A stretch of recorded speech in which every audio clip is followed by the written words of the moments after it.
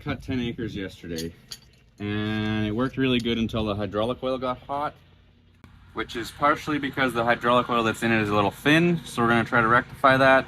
And it's under more load, and our reservoir has less surface area than the old one did, so we're going to add a cooler. We built Redbeard the chin onto the tractor, but it needs a little bit more sealing around the edges. And ideally, we need to get the onboard air on this tractor so that we can blow it out when it gets clogged. Here, we can do a quick unboxing. What is this? Princess Auto's finest hydraulic oil. Oh, how much is that? $400 plus tax. How's it run? Fan? Oh, it's just a fan. No, it's a fan and oil radiator. Huh. So that has to get mounts built for the side of the tank, and then plumbing and electrical to it. So that's this afternoon's project as well.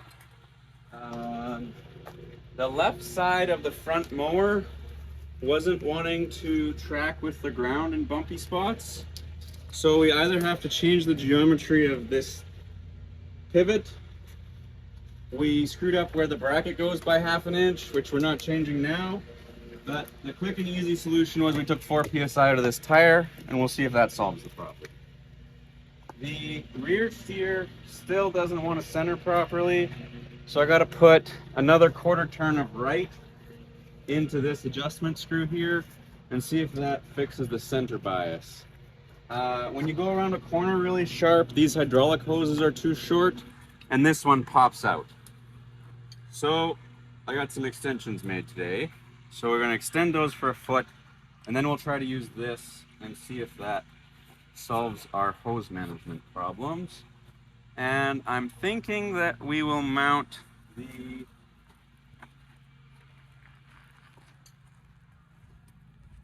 hydraulic oil cooler right here. Right where? Right here. Okay. We shall see how that looks. I also bought some more LED lights to go with the cheapo from Amazon ones that I have. So if we have time, we'll throw some lights at the tractor. And we need to fix the air conditioning, but that's not going to be a today problem. Other than that, oh, and I'm going to add another, we'll see, 40 thousandths, maybe a 16th to the shim that's in the pressure relief valve while the oil is out of it. And we'll see if that gets us closer to our 5,000 psi target. Where's that? Under this, there's a spring and a clip and a shim. So we're going to try making a slightly fatter shim. Happy with it? Well, it cut like crazy until the hydraulic oil got hot. So we're going to try to solve those problems. Okay. And we were doing about 7 miles an hour through alfalfa that was this deep and grass that was this deep. Okay. So we were doing okay. As long as we can make that sustainable, then we'll be pretty close to the targets for production. So you were pretty happy with the maiden voyage? Eh, reasonably. We also learned that if you accidentally grab the power shift lever instead of the range shifter, you can shift from neutral to second, which is really hard on the back. Oh yeah. Apparently there's a shift firmness screw on this thing, which we need to turn down because we're not doing tillage with it. All right. Well. And that hydraulic coupling needs an O-ring. Which one? The one that's currently empty. So I gotta find a pick and try to change that O-ring.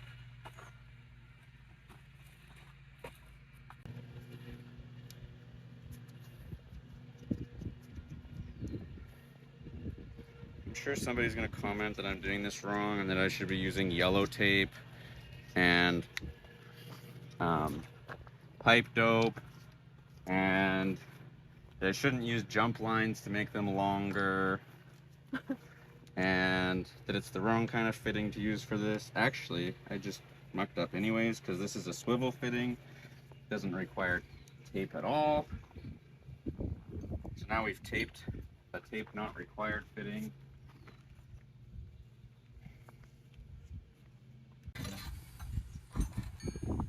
This end does need tape.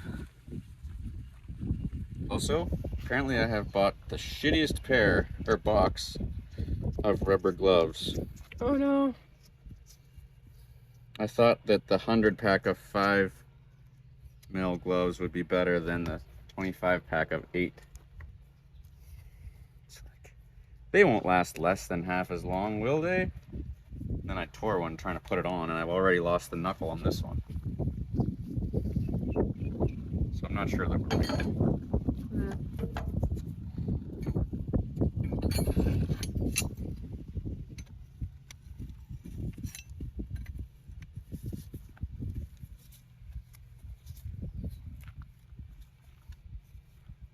Longer. See? Oopsie. Oh, I dropped it on the ground. Now we have a longer hose. Longer hose. Ah. Now what? For those times when too short is too short. Hmm. Now we're gonna change that O-ring because this one was piddling yesterday.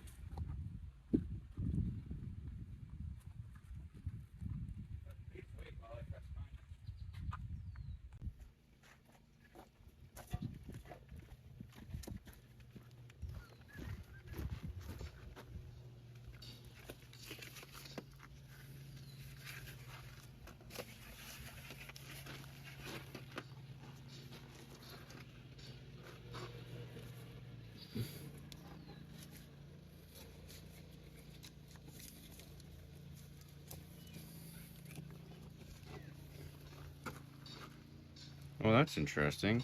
Hmm. This is actually a quad ring, not an O-ring, because these are original case couplers from back in the day, which are apparently better than the crappy Pioneer ones. But it's also what you call Phuket. So we're gonna replace it with an O-ring and see if that makes it not leak. If you look closely at it, it's square, not round. Hmm.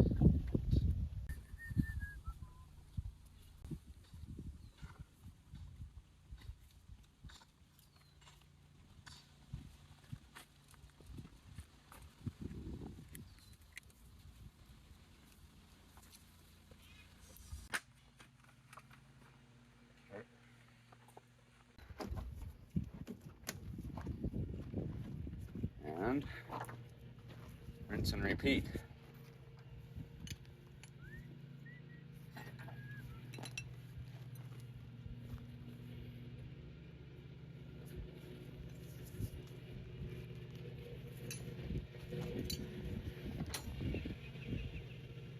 Really smart. Tape on these first. I have less things in my hands.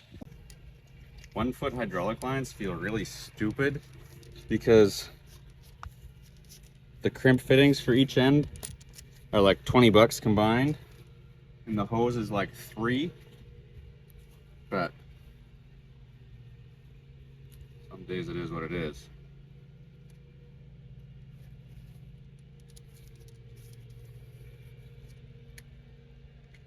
These ones actually don't need tape because they have a flare fitting on the inside, so they're kind of like a reverse JIC.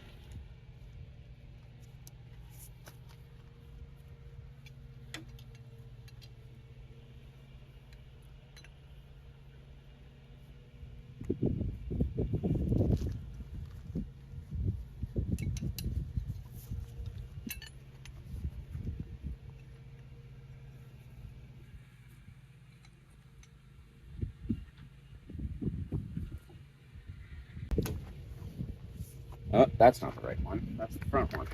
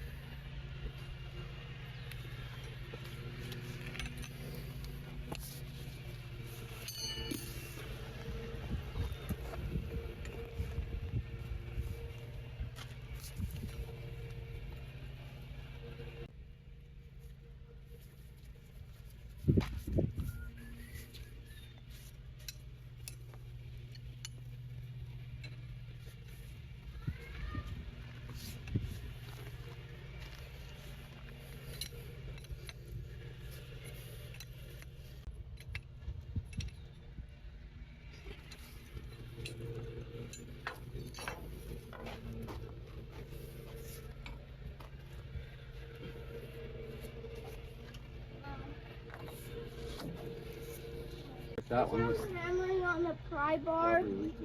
I can feel my heartbeat in my ear. Oh. Oh, did you hit yourself? To get a board off. Dad, can Jamie use the chainsaw? No. And it's not even here. I'm the camera at home. What are you working on? We're making a hut out of wood. Oh, I love that. What kind of hut? We're making a tree hut.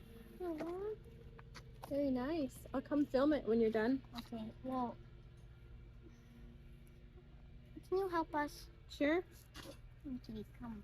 Coming. Hose guide.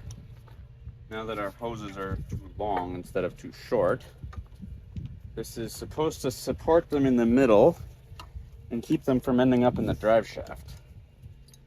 Hmm.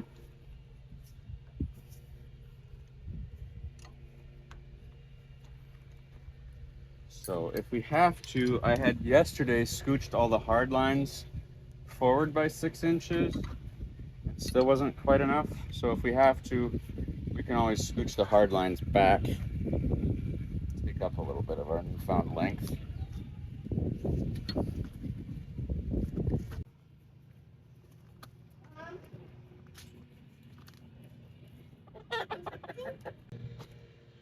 I'm trying to figure out whether I have a crisscross in the hard lines in the middle of the tractor. To try to figure out which one is the supply. And best guess is it's the bottom one.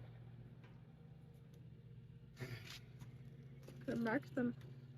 Yeah.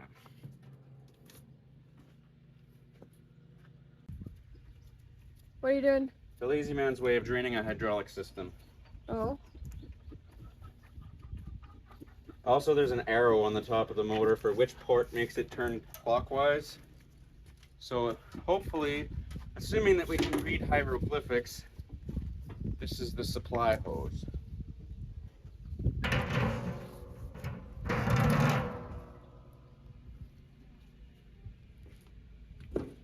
Okay, I'm going to start the tractor and turn the PTO on. If oil comes spraying out of that, let me know quickly, but don't stand there. Okay. Where should I stand? Here? That's good, as long as it's not pointing straight at you. Yeah, I'll lift my arm if it sprays out.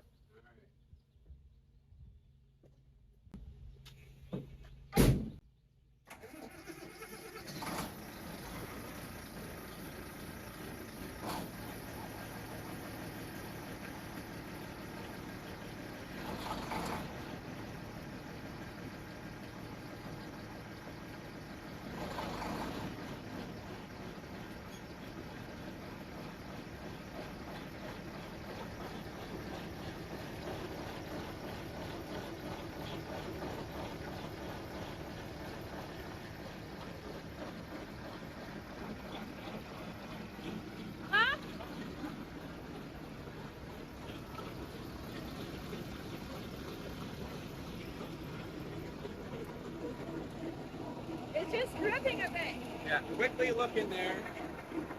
Where the recycling?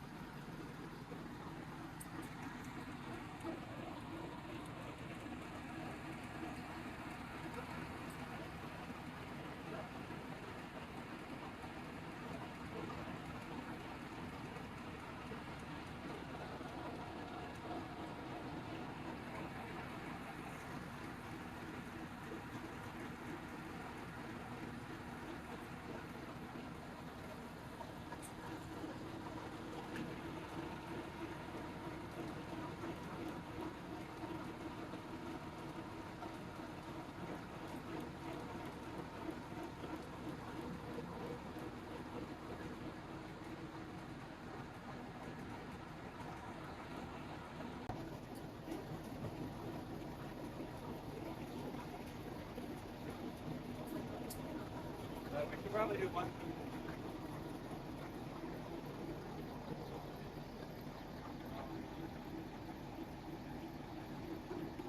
Okay, we're here.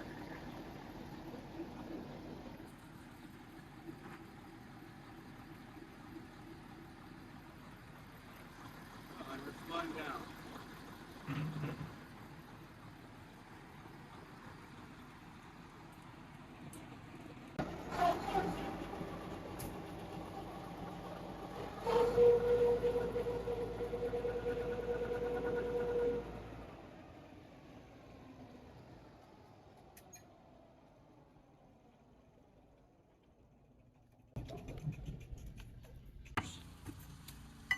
And remember, folks, always lubricate your V-belts for best squeak-free performance.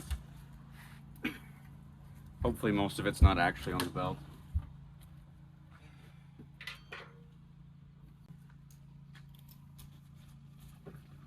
It's dripping. Pardon? It is dripping. Okay, as long as it's not dripping on the actual belt, we're probably okay. Dripping off the metal, I believe.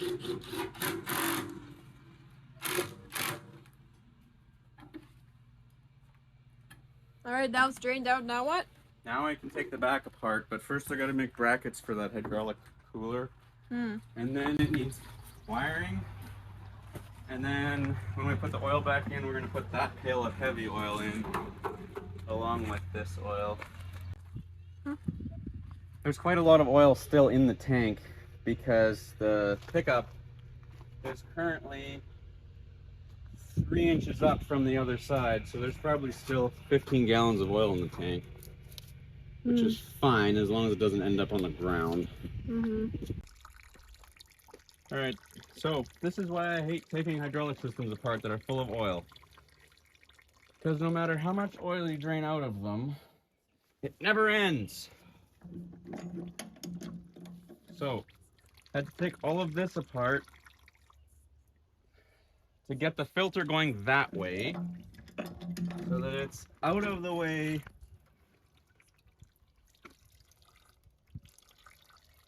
It's 90 degrees. So that it's out of the way of the hydraulic oil cooler that we're going to mount right here. Oh, it's gonna go there? It's going to go there, because it's got to take this line and go into here. So we might have to 90 this one down, but then this can basically go straight up into it.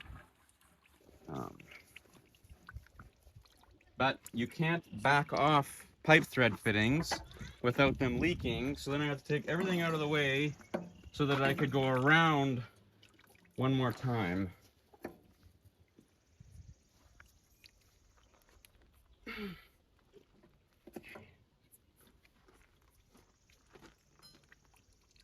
Okay, we can. Oh, sure.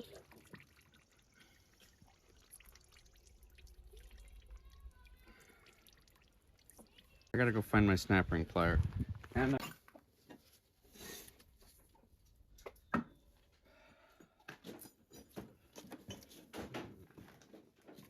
tiny.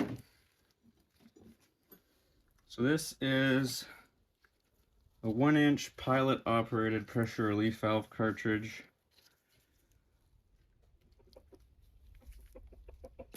Maybe some hydraulics expert in the comments will enlighten me as to how I'm doing this wrong.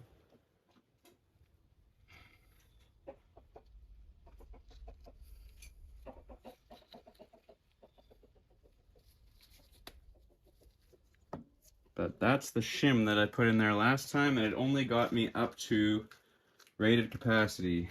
And I want an extra 800 PSI at least of buffer. Just walking around my highly organized garage to grab a caliper.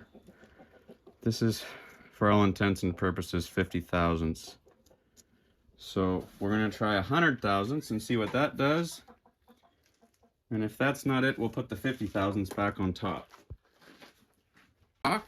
That I turned to the size of the spring pocket. Now we just gotta throw that in the lathe and part off 100 thousandths. think I mentioned on a different video, but this is, if you show over here, this is an Atlas 10F-28 lathe, which I don't remember what the original price was. I did a little bit of research on it after I bought it, but it is from the Sears catalog in the 50s. And it is not the greatest lathe ever, that's for sure. But it's a heck of a lot better than nothing. And it fits in my little shop. All right.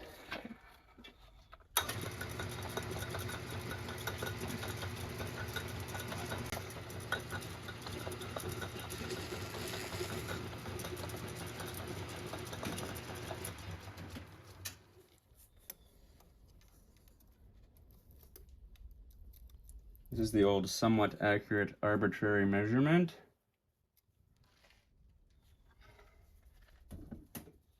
Oh, actually, I wanted this with this. Yeah, that'll work.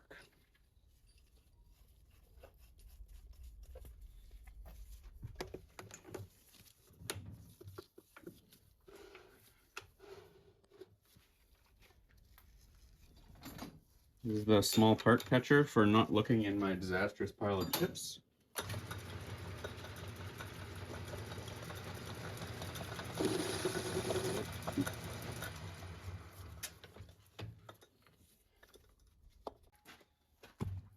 Down a little bit center. Okay. There. This lathe does not like parting.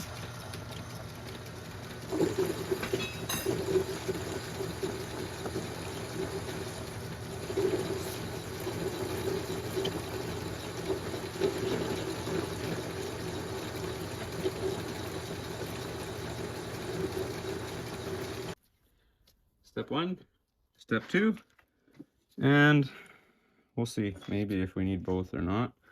But it drops straight into the spring pocket in there. Then this plate, this O-ring, this little screen.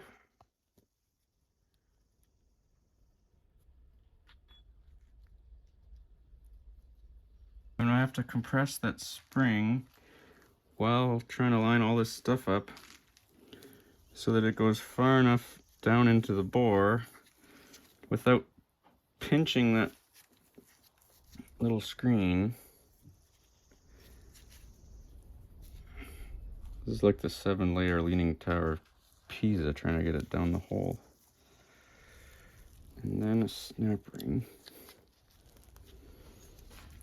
Because the other day I finally got it in there, and then I had a chunk of my rubber glove torn off and stuck in the snap ring groove, which I didn't like. I think I'm actually going to have to do that.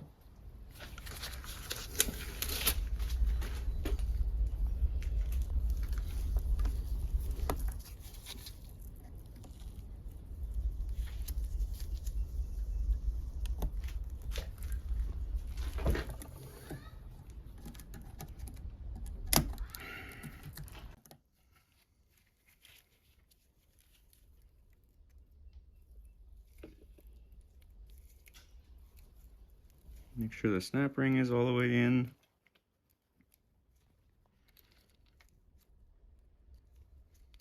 And put this somewhere for safekeeping on film so we remember where it is. Where'd it go? So. It's in there? Yeah. Already? Yeah, and I should clean this number.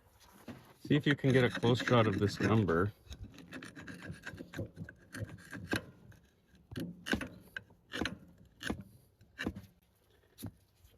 If somebody knows where to get an actual 5,000 PSI cartridge that'll fit in this housing, comment and I will greatly appreciate it. material. There's like 1, 2, 3, 4, 5, 6, 7 different pieces of steel in that. Anyways.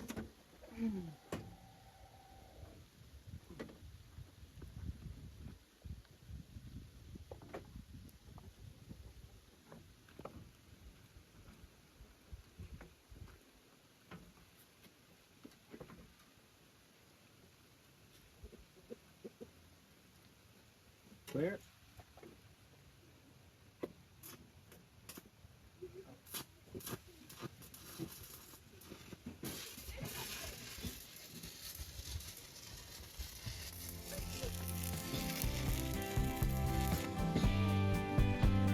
Thanks for watching. Like and subscribe if you're interested in how we farm with antiques.